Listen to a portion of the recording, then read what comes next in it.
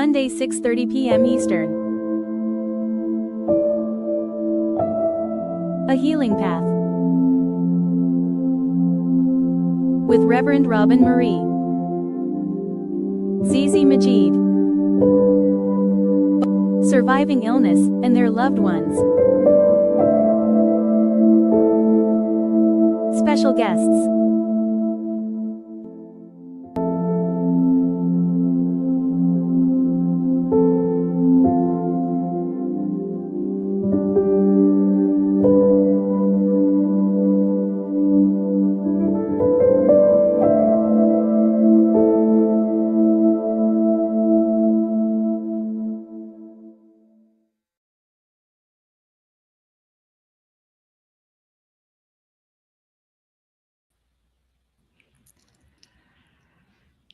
Hi. Good evening.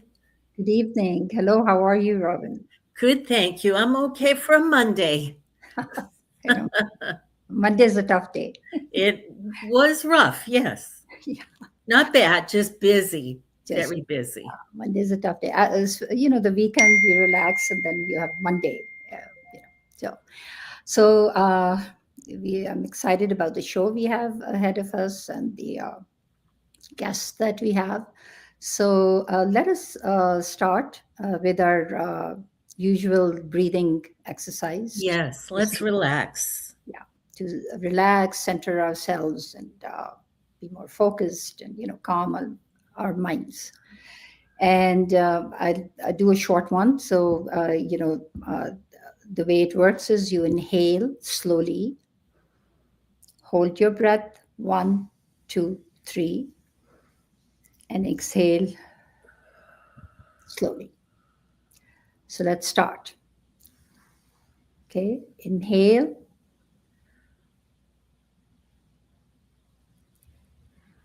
Exhale.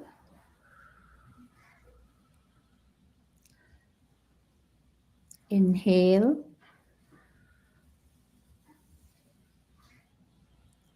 Exhale.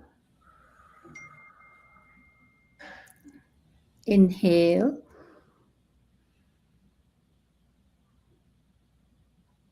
Exhale.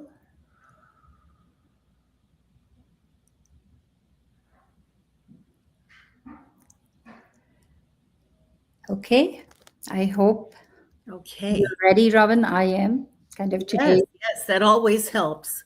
And I want to encourage all of our listeners out there, please continue doing that daily. Yes. And a couple of times a day, you may have to. Yes. Very relaxing. Very relaxing, yes.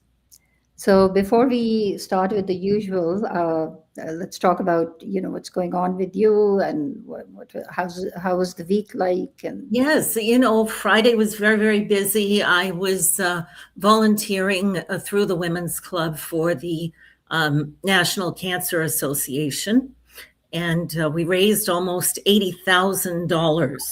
Wow! So it was phenomenal. They had their 5K here in Bergen County, New Jersey.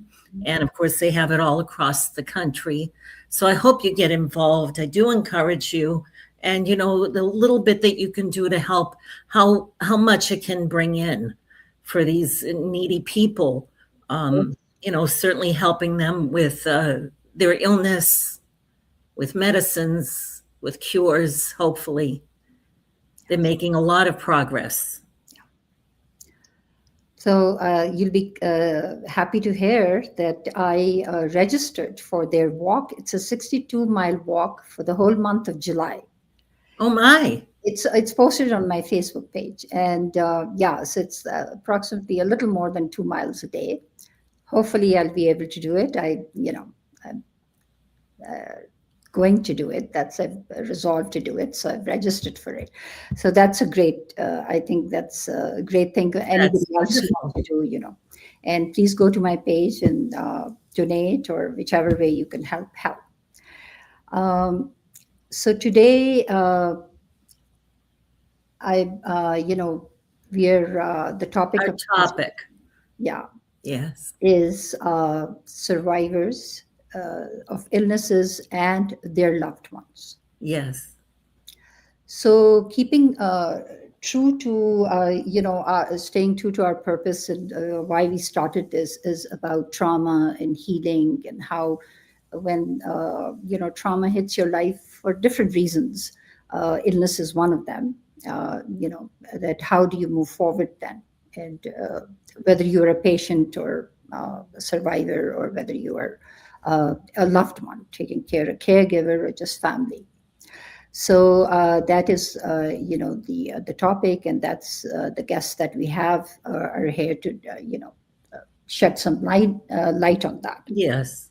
Now, As we were looking for speakers, I'll just mention that there were a lot of people that we came across that have dealt with illness and their families having illness and all of that, and they have recovered, fortunately. Some not so fortunate. But I am certainly one here that in 2021, I almost passed from COVID. So I had double COVID pneumonia, and it took a whole year out of my life before I could speak again, walk again, and all of that. So, and we know that hundreds of thousands of people have passed across the world because of COVID. But we came across a lot of cancer survivors as well. So just quickly, what we're going to do is do this in 2 episodes. So we have some guests on this week, and I hope you return again next week to hear some other spectacular people that we have that have survived. So go ahead, Zizi. You have some wonderful guests. Yeah, before I bring them in, I just want to, illness disrupts our, natural body function, and healing is the multi-dimensional. I say multi-dimensional because a lot of things together heal you. So, when this happens, I'm talking about this before I bring them in, because there is a tool. We always want to give you something to take away from this show. Obviously, listening to the stories is going to help a lot, but this tool is a 3-3, they call it a 3-3-3 rule. And how it works is when you're facing trauma, you're anxious, afraid, fear, the mind, goes into the brain, goes into a fight or flight mode.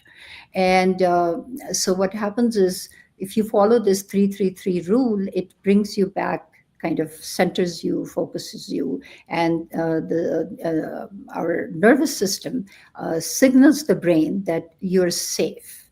And so you come back to your peaceful state. And the 3-3 rule is see, hear, and touch and feel. So, when you're in that place where you're not feeling good, you sit down and you try to identify 3 objects. Look for 3 different objects that you want, 2, 3. And then similarly, close your eyes and then identify 3 sounds that you hear. And so the third one is you touch and feel, the texture, the hard, the soft, whatever, cold, the hot. And this whole thing, and I have done it on myself, believe me, when I feel, and I do feel anxious a lot of times, going through the different things. So I have done it and it works. And I hope that you guys will try it, and when you're in that place when you're not feeling centered and good.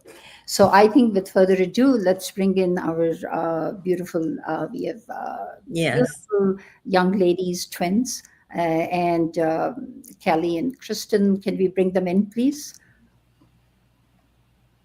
Ah, there they are. There they are. Hi, how are you guys? Hi, Welcome. Robin.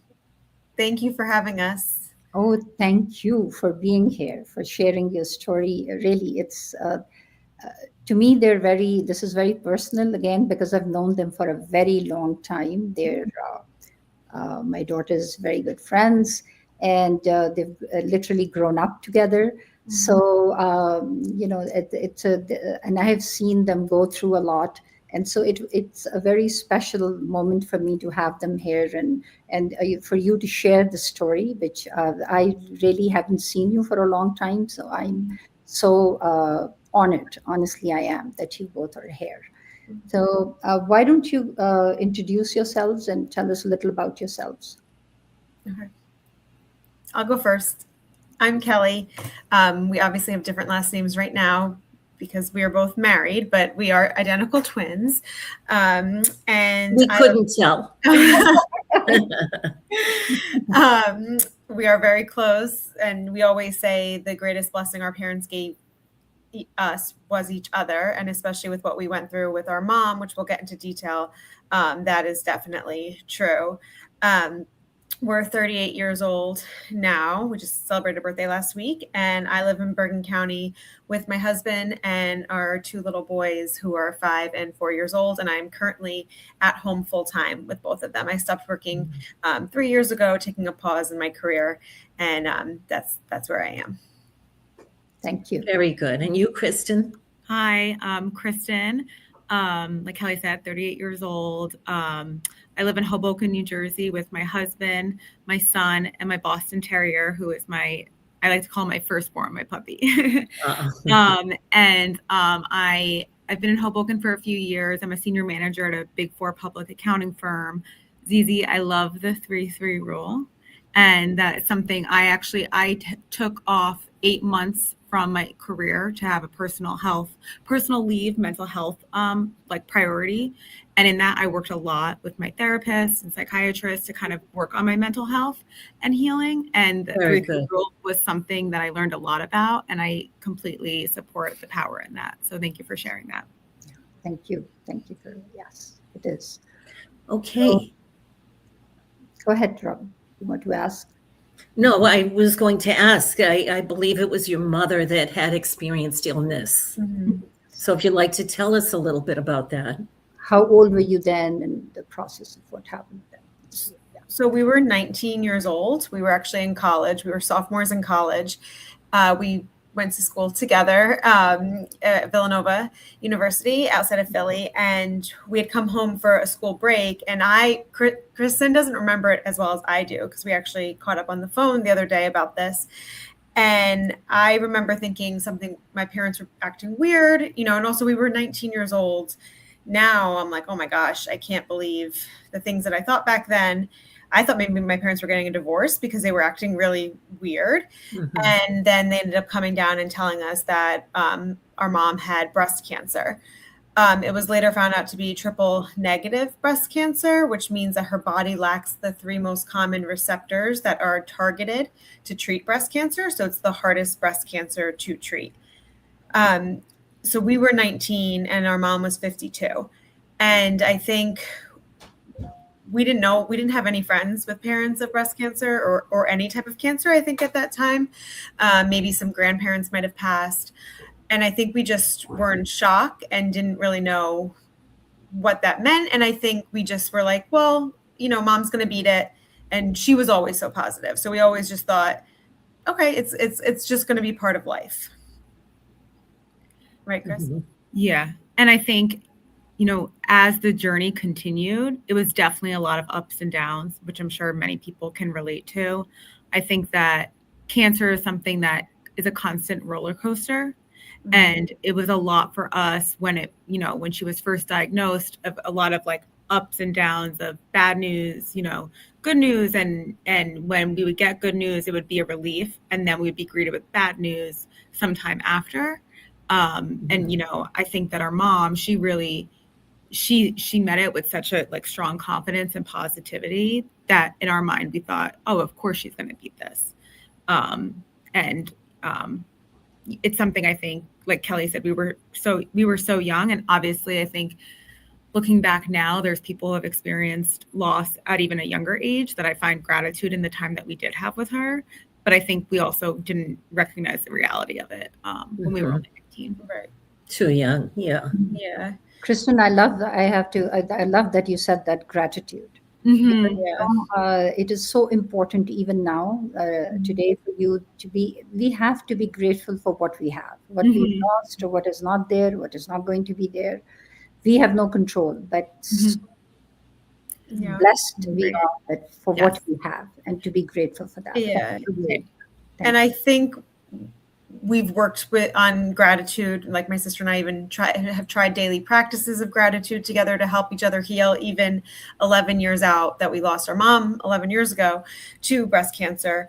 And I think a lot of that also comes from her, because in her healing journey, while she was battling cancer, she really did find the silver lining in a lot of situations. And now when I see people, a family member being negative about something that seems small and like minuscule, I want to be like, well, that's not important. Like, let's try to find the good in things, and look what mom did. And, she really did find the silver lining in a lot of things. So that was my next question, was how did this whole trauma and this illness pave the way, the path to who you are today?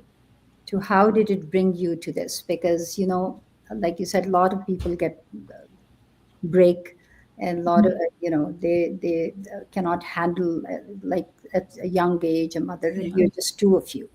So there's not another sibling or anybody else. So, yeah. So how did it help you, and how did it? I think it's been a journey, and it's been a process.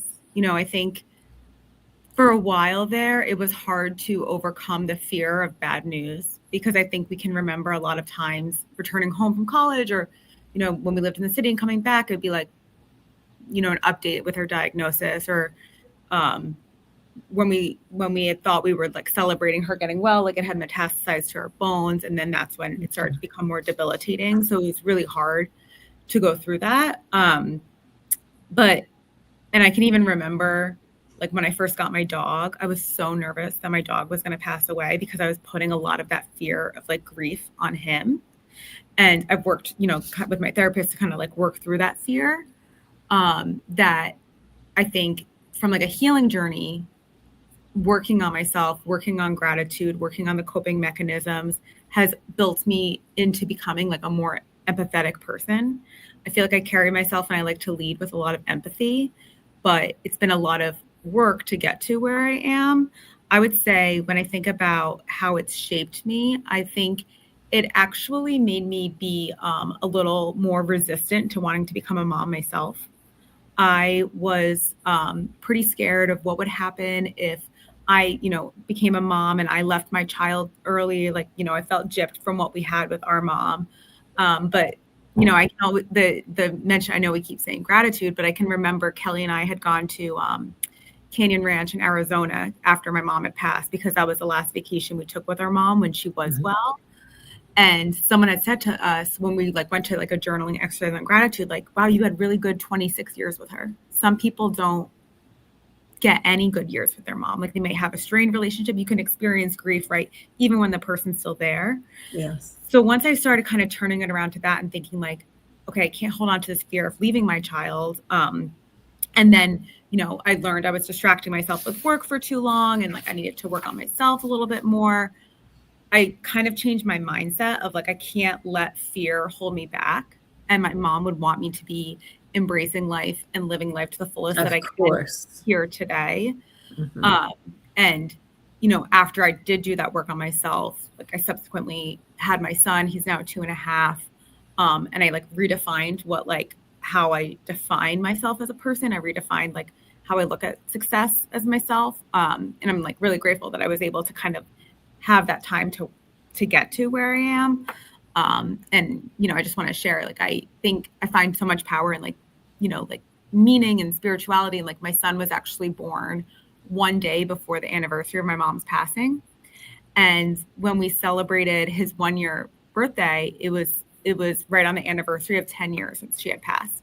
So our family actually took it as a moment to, I think like a mournful moment, right? If it's been 10 years, we miss her greatly, but instead, like, let's celebrate this as life. And we turned something that was once sorrowful into also like a joyful remembrance of both my mom and the joy that my son brings to all of us. That's wonderful. Thank you. May I ask, how old was she when she passed? She had just turned 60. Yeah. Okay. Yeah. Always too young. I know. Yeah. And, she had just turned 60, but in those final months, the cancer was debilitating her a lot. So when I actually look back at photos from those times, it's really hard to look at because I think we were trying to take photos. We wanted to remember Mom's last Christmas. She passed away January 2015, and it's not how she would want to be remembered, even though we wanted to hold on to that, which I commend, the specialists at the funeral home, the morticians, who they did an amazing job. Once they brought her back to life in the casket, it was how I wanted to remember her. She looked That's wonderful. That's so important to families. Yes, most definitely. She was always a positive force. I mean, I met her many times after she was, and she was always smiling. Smiling. She'll walk around the kitchen. She's always had that good positive vibe. She wasn't a person who was just down and sad, and she's so I'm telling you, I'm so proud of you. She today would be so proud of you. Thank you. You've done so good with yourselves, because this is a big trauma in your life, but it happened, but you took it and made something positive out of it. Something positive out of a tragedy, out of this trauma. And that is what real healing is. And it takes a long time. It takes a long time. Healing doesn't happen in a year, 10 years, sometimes a lifetime of work. But that the good thing is that you guys did it. That's so much to be proud of. So wonderful that you went on to have families. And I'm sure your mother lives within your children. Oh, she does.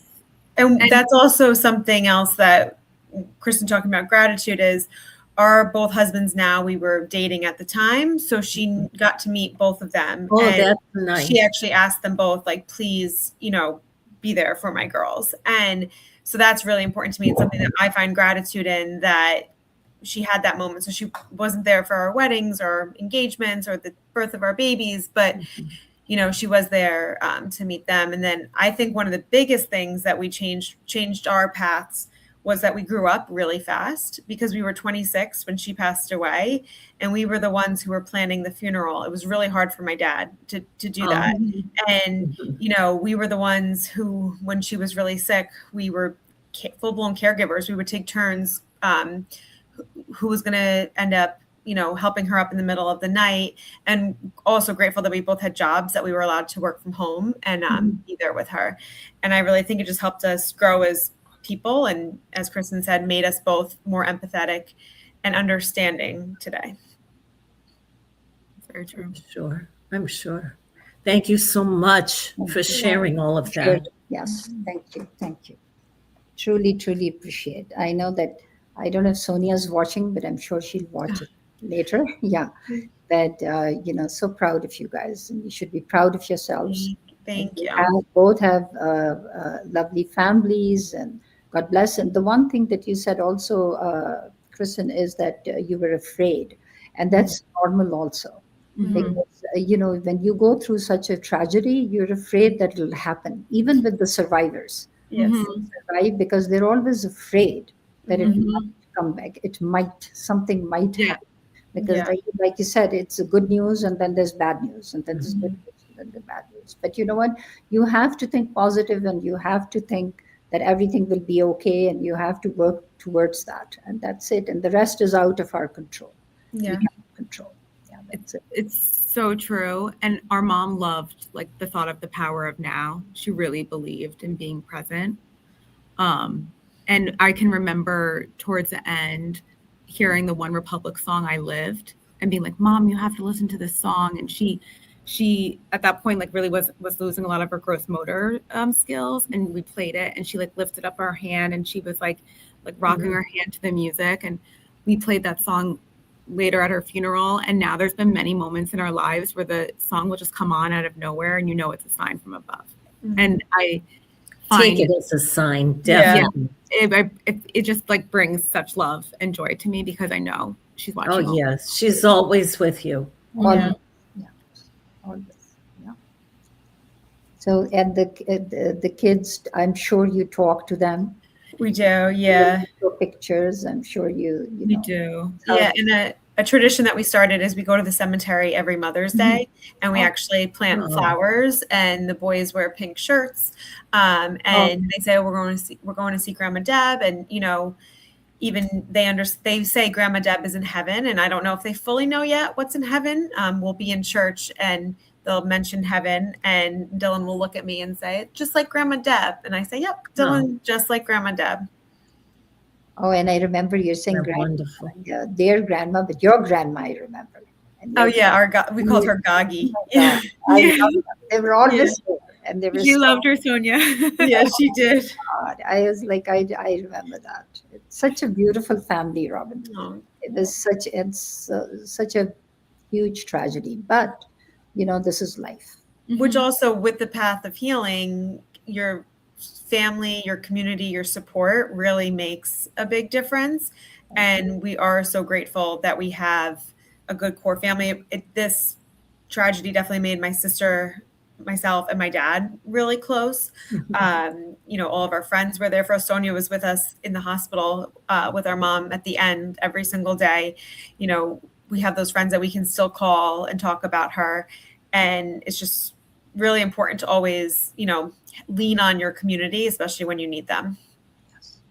And I think something we learned is asking for help too. I know it can be really hard for That's huge. survivors of illness to speak up and maybe say something that they need. It might feel like you're, accepting defeat, or you expect people to mind read. But I think that we learned that we need to really say what we need, and the people who really care for you will be there, and they will show up, and you'll remember who showed up. Yeah. So important. Okay. How is your dad doing now? He's doing really well. He actually is dating someone, or he's been with someone now since it's been almost 6 years, and we really like her. Wow, that's great. Yeah, it took time to get there, and Sure. And now I think too, because we were so young, I thought it was all about us. We lost our mom, but he lost his wife. They were high school sweethearts. And he was a primary caregiver even more than us. And that's especially hard for a man sometimes to step into those roles. Yes. And, he has his moments with us where he feels that we gang up on him. And sometimes he's like, Debbie left me with the crazy ones, but no, he's doing really well. And we see him a decent amount as he's in New Jersey too, down at the shore. So he's doing great. Yeah. And we all took on different roles that we weren't used to. I remember my dad had sold our house that we grew up in because it just was too much for him. And I think that was hard for us, but I understand now as an adult. I have, it's difficult for me to go home to that house now.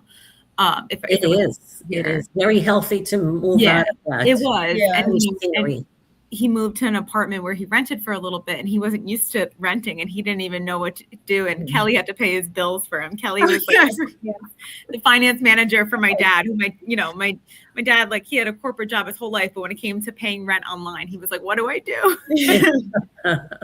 So, we all kind of took on different roles. Yeah. But God bless him. That's wonderful, that you're able to move on at some point. And accept the wrongs when we were wrong, and know that grief is a journey, and sometimes one of us will be feeling one way and the other will be feeling the other way. But I think we really did learn to support each other along the path. Yep, that's life. Everybody has their own paths cut out for them. But as long as you know that if you need, that person is there. That support is crucial. And it's not just you three, dad and you two, your friends, other family, husbands, that support is crucial, because without that. I agree. And my dad was actually the one who helped find me my psychiatrist. And I think that that's something when I wasn't doing well. I'm so glad you reached out that way. Yeah. I had my dad calling and finding me the right help. And I felt so grateful that I had a dad who really just no judgment. He was like, all right, we're going to figure this out. And huge help to my dad. Well, it's important, you have this is what they say also about illness, physical and emotional. So physical, you cure medically or whatever, but emotional, and then you guys suffered that emotional trauma, seeing such a young age, and for so many years your mother's so ill, and then losing her. So that the lifestyle change, mindful living, then professional help, a therapist, whoever can help you. That's important. There's nothing wrong with it. No. Because so many people cannot just take care of themselves. They cannot do it on their own. You need that help. Yeah. And it's about finding the right help too, as it took me time to find the right help as well. And now I love my therapist, and she's helping me in this journey of grief, where I'm now a mom without my mom is different than who we were 10 years ago when we lost our mom. So, it's very much so. It's a journey, and I'm grateful that I found a good therapist as well. Yes, always good to interview different ones. Yes, and not not be afraid to step away if it's not the right one. Yes, definitely. And they should not take offense. No, right. And that's actually something I think we learned from our mom. I think it's easy to, memorialize our loved ones who have passed on because we want to always remember the best. But I noticed Kelli wasn't prioritizing her like mental health while being a mom, because it's really easy as a mom to put yourself last. You put your kids first, always, everything else. And I said to her, Kelli, like, mom was an amazing mom, but she wasn't the best role model because she didn't put herself first until she got cancer. She always put us first. We were the beneficiaries of that. She always put dad first. She always put family and friends first until she got cancer. And I said, you need to put yourself first, Kelli, and find the right therapy because you want to be the best version of yourself. You also count. Yeah. But that's where you start. You have to start with yourself. And then only can you do help or do whatever else that you need to do. Because if you are not good, if this person is not feeling good, then that person you cannot help. Yeah. So it has to start from here. And that's not being selfish, because sometimes when I say it like that, it sounds like, take care of yourself, because you have to be in a good place. You have to be, centered, and you have to heal yourself because you're going through something too. And so then after that, when you are there, then you can take care of whatever else needs to be, or whoever else needs to be taken care of. But if you are all a big mess, right, how are you going to take care of anybody else or anything else? So as they say, when mom's happy, everyone's happy. Yeah. It's like you're putting on your oxygen mask first, right? It is. You have to be well. Exactly. Yes, definitely. All right. So. Okay. Well, looks like we're at that mark, and I want to thank both of you. It was so lovely to meet you. I know Zizi's known you for a very long time, but God bless you. Continue on your healing journey, and enjoy your families. And we hope you let us know how you're doing. Yes. Thank you. Come on. If you want to come on again, whenever. Yes. Very good. Yeah. Thank you. Be well. You're stars now. Oh, thank you. And we'll continue to watch as well. Yes. Great. Take care of yourselves. Love you both. Thank you. Love you. Thank you. Thank you for sharing. Thank you. Bye-bye. Bye. Okay. Well, that was very good. Yes. Very good. Certainly touched on things that we talked about the last couple of weeks. Yes. And people that have gone through surviving illness, they do experience the 7 stages of grief. That's great. Yes. So, and accepting their illness, being able to move forward in the illness, getting past that hurt and pain, what you may leave behind, or like in my case, being threatened, almost leaving this world. I hung on, and that's what you have to do, because you have a lot of people that need you and love you. And so our next guest, very honored to have him on, Christopher Diceare, fellow Italian, and he's nearby. We've done a lot of shows together, paranormal shows. He has a book, and he now has a Netflix documentary that's out, and I'm just so proud to have him here. And I'd like Sean to please bring him into the studio if you could. Hi, Chris. Oh, hi. How are you? I'm very good, thank you. Welcome. Chris is a survivor. I've just seen him after a couple of years. We had not done some things together, mainly because I was ill and I stepped away from things. But Chris shared with me just last weekend, 2 weekends ago, that he is a survivor of cancer. And we didn't know, because as he gets to talking, you'll see what a bubbly, outgoing personality he has. And he's a light. He lights up the whole room when he comes into it. He demands your attention in a good way. So a lot because of his jokes. So we'll see if he can get through this without some of these Looking forward to that. cookie jokes. But Chris, please, if you could, you summarized everything a week ago to me, and I was shocked at what you've come through, and thank goodness you're here to tell us again. So if you'd like to tell us your journey. Yeah, well, thank you for having me on, and I appreciate it. And those two women, the twins, are amazing people. They're very positive, constructive. It was nice I was inspired by them and their journey. Each of us has things in our lives that occur we don't always talk about, we don't always initially embrace because they're difficult or challenging or frightening. For me, that actually happened May 20th of this past year. I went to the doctor and I said, I'm having some blurry vision. I may have allergies. And then the doctor said, I don't think it's allergies, and sent me to an ophthalmologist who let me know that I probably had eye cancer. And I thought, I've never even heard of eye cancer. What is that? And apparently there was a lesion that had burst through my retina, and that was causing the blurriness in my vision.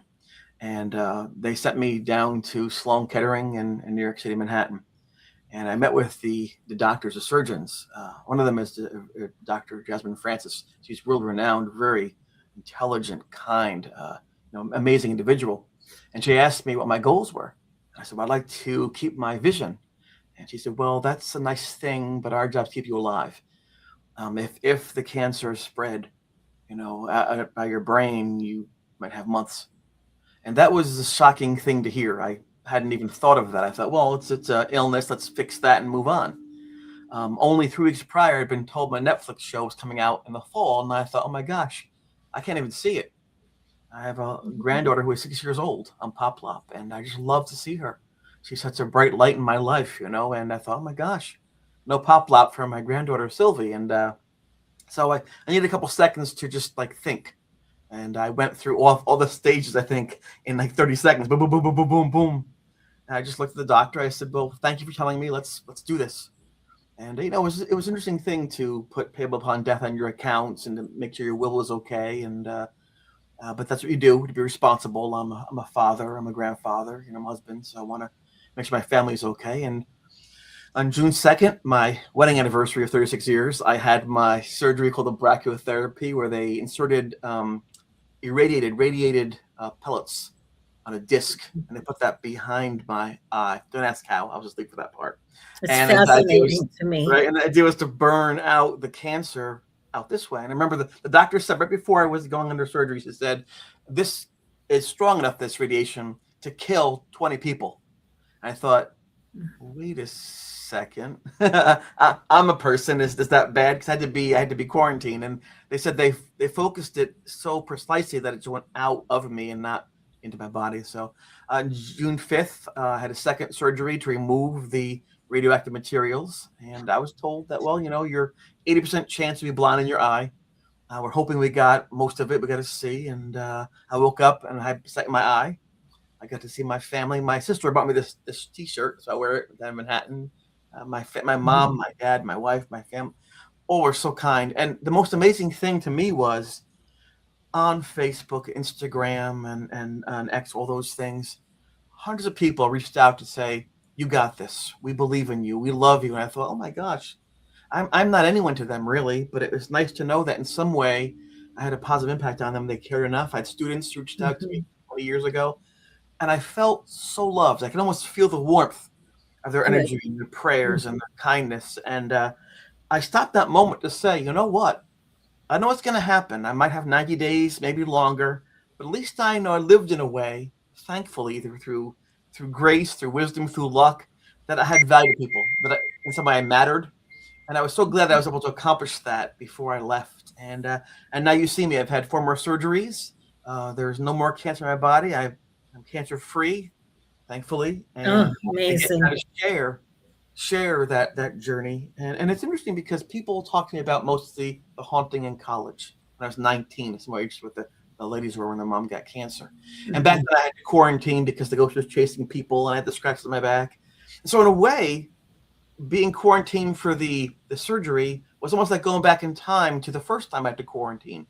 That was self-quarantining. This was forced quarantining, but it really teaches you when you lose that contact, how valuable it is to hear a voice, to be able to touch someone's hand, to give a hug, to be able to see someone.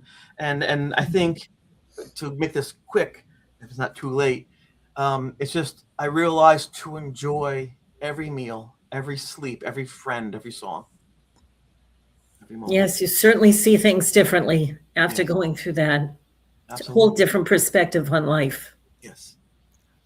And I'm very thankful to be here. Very thankful. We're thankful to have you. Thank you for sharing. Thank you for being here. Absolutely. Absolutely. It's important for people to hear because there is so many now. Today, there is all kinds of cancers out there. I mean, there are some that have been there for a while, which are common and people know, but there are some that people don't know Just about. unusual ones. Is one unusual. This is one of the ones Yes. that I don't know.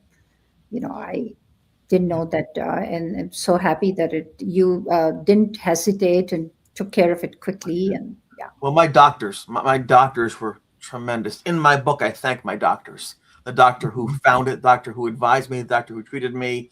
They saved my life. They have thousands of patients every year. We're one of 1,000. But the doctors I had, luckily, invested in me and spoke with me and cared for me. And that was a really, really amazing thing. And I asked them, well, how did this happen? Was I in the sun too long? Did I eat the wrong foods?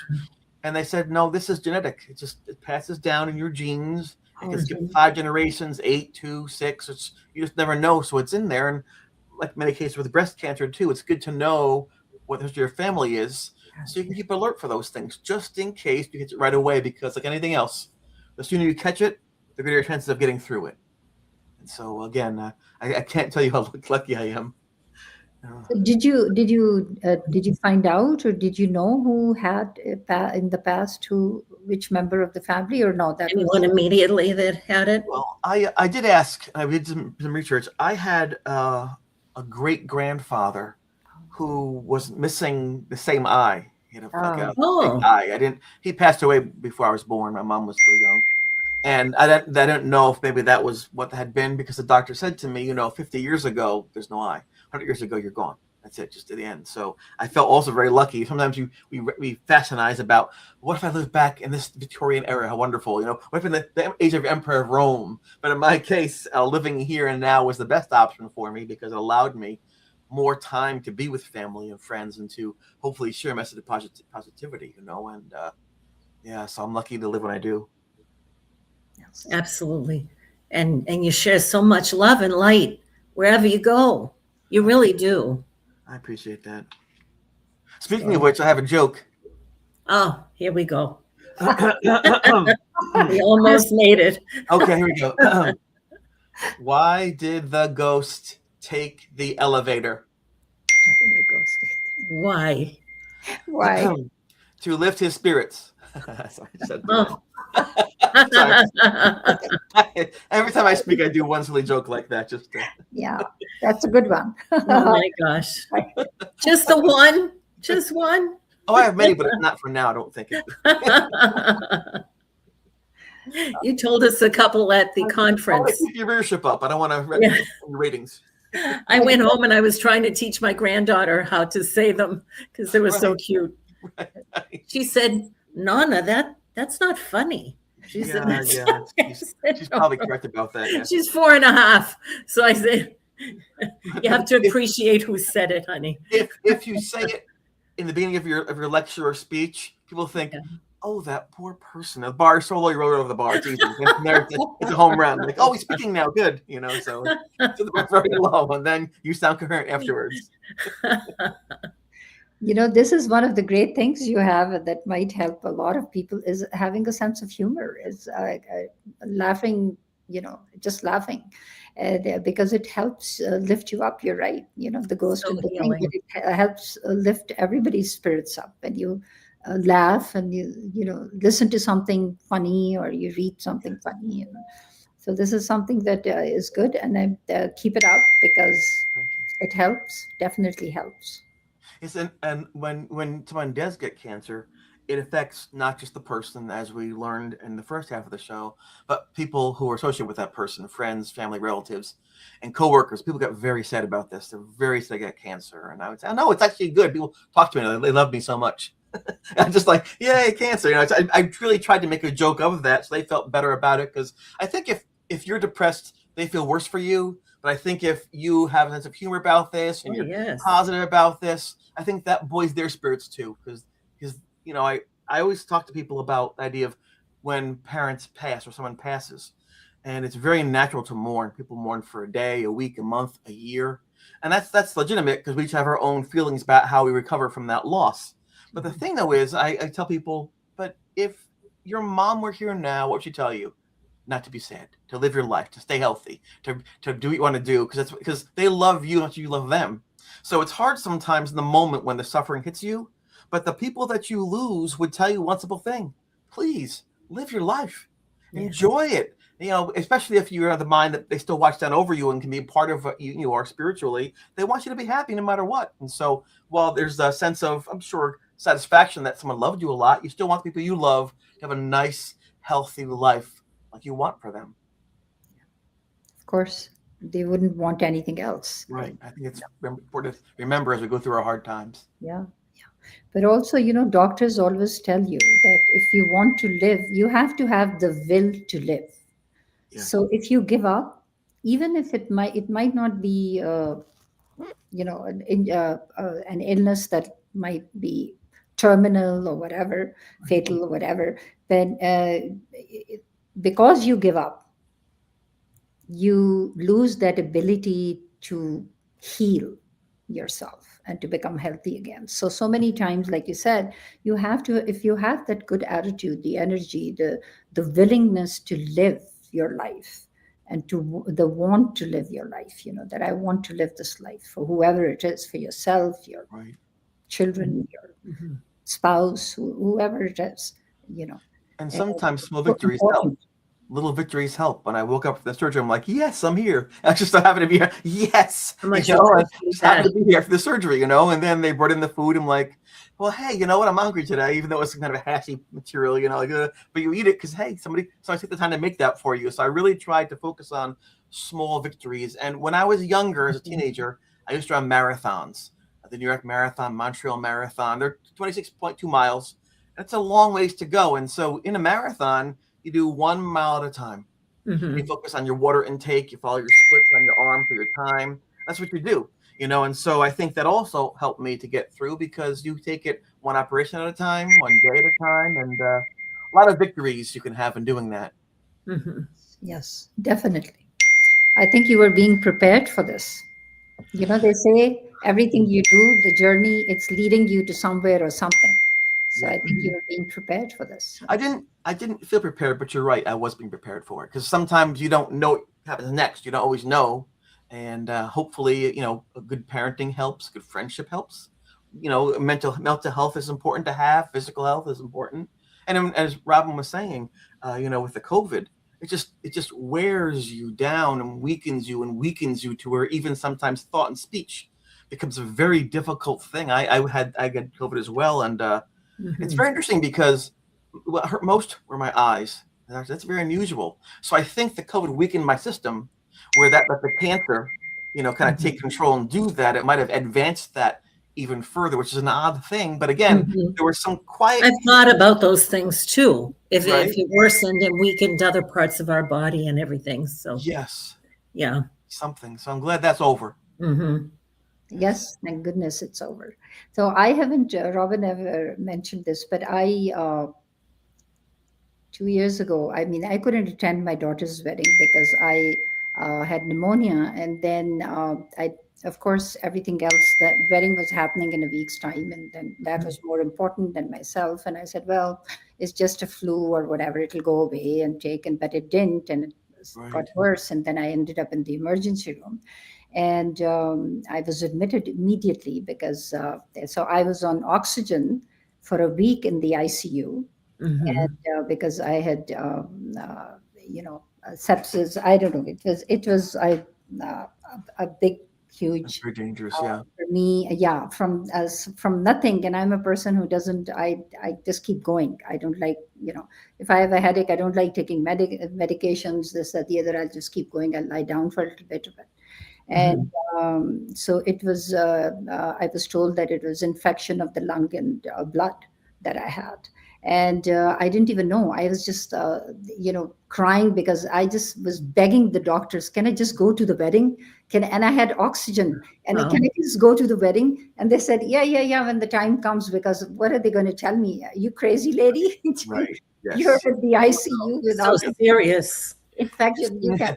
And my daughter was like, Mom, we didn't want to say anything, but we almost lost you, because if I hadn't gone to the emergency room when I went, it might not, I might not be here. So yes, so you were these are the saved. things that we don't take care of ourselves firstly. That is important to do, but also that we have to take these things seriously. So like when you started, it get blurry, you wanted to know what it was. Why is it blurry? I'd have probably put some drops in, and then did it hurt? Was it hurting? Was it painful, or yeah, swelling or something? First, it was just a little bit of blurriness, and then I was at a bookstore with two of my friends, and all of a sudden I lost complete sight, both eyes. I said, "Oh my gosh, I'm blind! Am I dying? What's happening here?" So I had to sit down by a fan. I was sweating profusely, and so what happened was when the lesion broke through the retina, my brain couldn't understand what it was seeing. It couldn't coordinate. It was just trying to fix the pieces together, and it couldn't do that. It took about 5 minutes before I could start seeing again. My brain started to put together the two halves to make it match.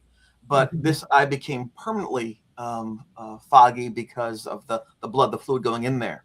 And so I'd get very bad headaches because my brain was trying to fix what it couldn't fix. So I wore an eye patch for a little while because that would allow the one good eye to see clearly, so my brain could then relax and function normally, because we had dizziness and nausea and things, and the brain could understand why the two aspects weren't coming together. All of a sudden, it went as though sometimes over time your eyes change, your brain can modify, but it happens so abruptly, the brain can't right away relearn how to focus the images together. And that was an interesting thing. And I was prepared to have eye, be blind in the eye. I was prepared for that. I got a cool Cyclops from X-Men visor for my granddaughter to wear, just in case. A cool superhero for that, and she was so sweet. She came to visit me, and she was so sweet. And they have on the iPhone, they have these little, like, what do you call them? They're like little, you put the button and there's a little thing on you. You're like a piece of cake, or you're a big thermometer. But there's one where there's a little space monster, and he has two big eyeballs. But my eye wouldn't open all the way because the cancer side, one eye open, one eye closed. It was so cute. She'd go, pop up to your eye. I'm like, got it. It's the most adorable thing, She'd say, it's okay, you look fine to me. I'll protect you.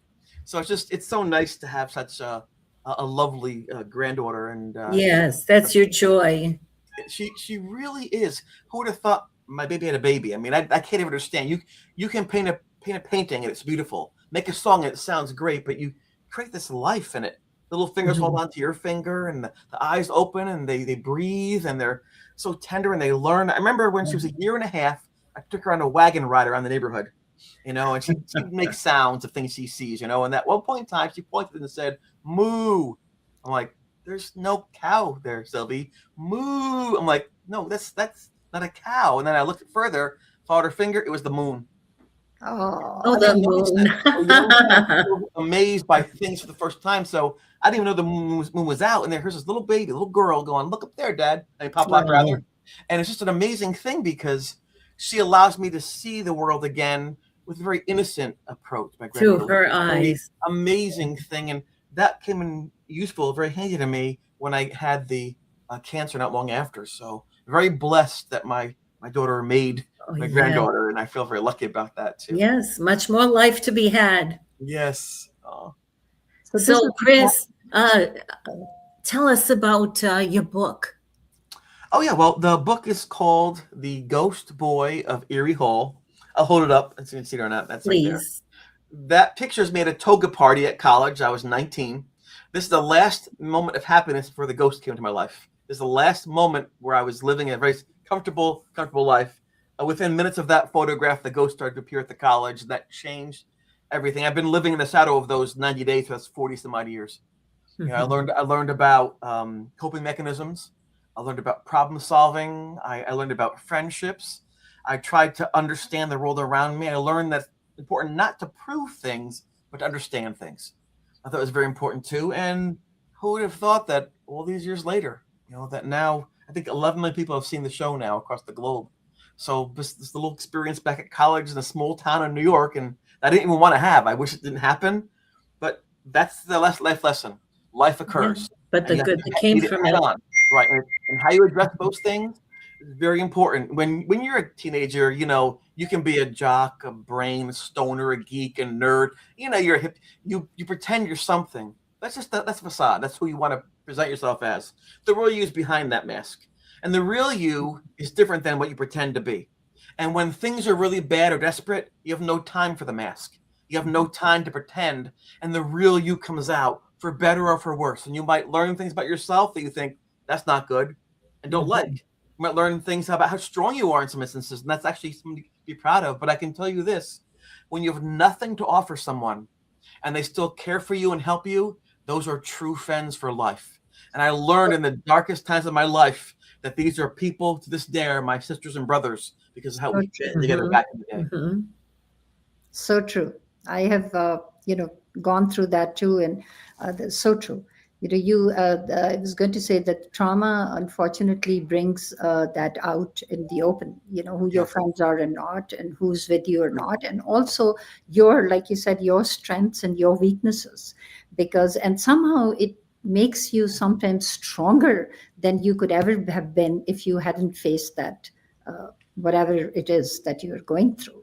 Right. So, No question. Yeah, that is absolutely 100% true.